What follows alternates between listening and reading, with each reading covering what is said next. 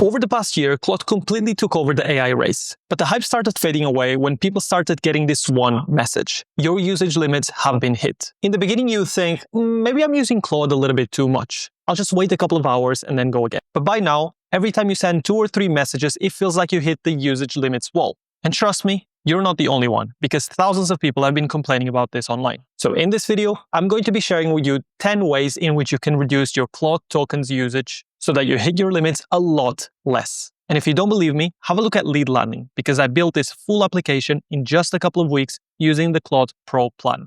And I barely ever hit the usage limits. Now let's get right into why you're here. You can't really minimize what you don't track. So the first thing you're going to have to do is to check where your usage is coming from. And since the official interface only shows you the progress bar, what you're going to want to do is go to your Claude. In my case, I have it open on my IDE, and you're going to hit /context. If you do this, you'll be able to see a full breakdown of where all of your tokens are being used. Not only the percentage, but also a breakdown between every single category.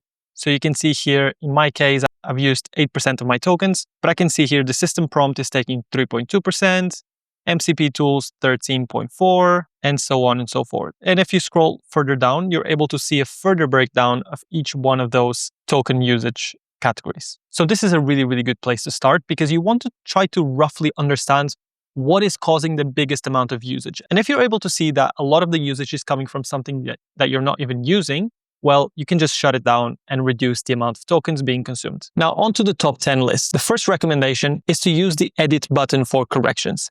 Every time you send a prompt that doesn't give you the desired output, instead of reprompting it, just go, click this edit button, and change your message. By editing the original prompt, essentially what you're doing is preventing Claude from rereading the whole conversation, which ends up adding tokens, which ends up contributing to your usage limits. So just edit the message, and Claude will exchange the context instead of multiplying the context. Second recommendation, start a new chat every 15 to 20 messages. I often get lost within my own chats with Claude, and I end up carrying the conversations for far too long.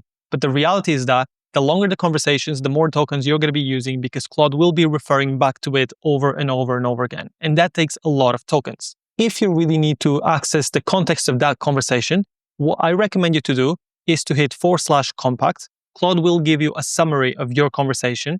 Copy that summary, paste it into a new Claude chat, and carry over from there. Recommendation number 3, batch questions into one single prompt. Instead of splitting tasks across different messages, what you want to do is message Claude with one single message that includes several tasks. So in this example right here, I could go to Claude and say, can you change the color of the title to green? Or instead of submitting this, I could change the text to be, do the following: change the title color to green, add spacing under the subheading, etc. So Claude will be able to assimilate all of these different requests and implement them all with one prompt only. And so this avoids you having to go back and forth all the time with a single request per single message. Number 4, use the projects feature for recurring files. If you upload the same document in multiple chats, Claude will retokenize it every time. So what you want to do is use the projects feature to upload the file once and then have a conversation within that chat, and Claude will be able to always reference back to the file or files. And the way you do that is simply by going to projects here on the left-hand side. You then click on one of the projects. Let's say I already have one here,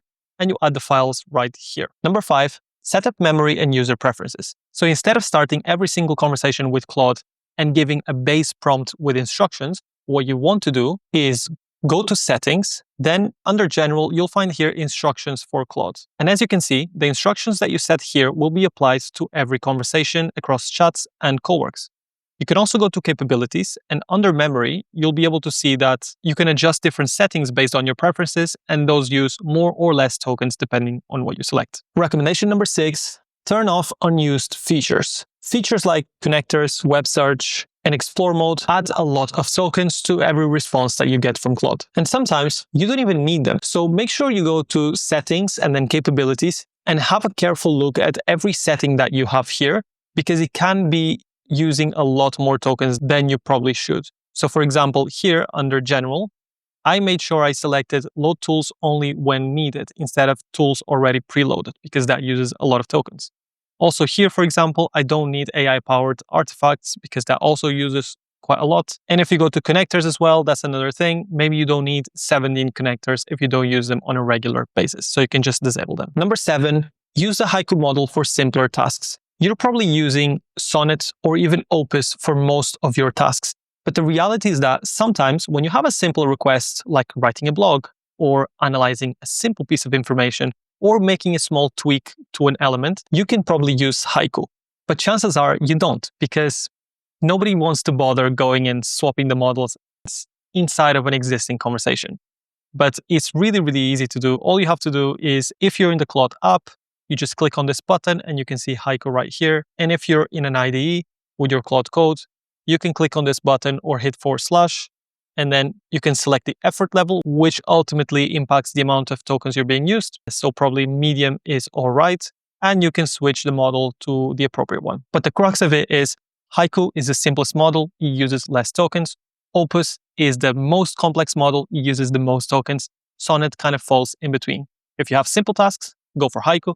If you have highly complex tasks, go for Opus and learn how to change models in between your chats. Number 8, drop the fluff. Every single word you use in your prompt counts towards your usage limits. Those are tokens being burned. Now, if you learned how to use AI a couple of years ago, you were probably taught that you have to be really careful with the way you prompt. It has to be long, descriptive, but it's 2026. Things don't quite work like that anymore. You can be a lot more shallow with your prompt, and AI these days does a much better job at identifying your request and how to generate an output that is consistent with what you want. So instead of having an extremely long and descriptive prompt like this one, essentially asking for an analysis, I can just have this prompt, which means exactly the same. Less words, less tokens, more usage freedom. And that is a good thing. So keep it short.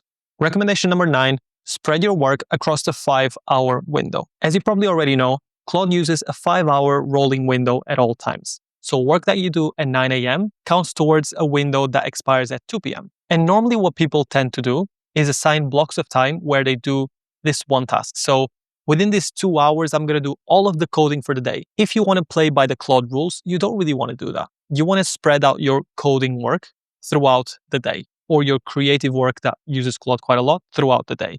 And so if you start splitting it, you'll find yourself in a position where you're able to do AI tasks and then non-AI tasks, and then you revert back to AI tasks where your usage limits have been reset. So you're able to enjoy a lot more AI usage. And then number 10, work during off-peak hours. The system consumes your usage limits a lot more during peak hours, which are allegedly between 5 and 11 a.m. Pacific Standard Time Zone. Now, I'm not sure if Claude has actually expanded these since the moment they released this information, but essentially, if you work in the evening or during the weekends, you will notice that your usage limits are hit a lot less frequently. So when you have particularly long tasks, save them for the weekend and for the evenings. So those are my tips for today.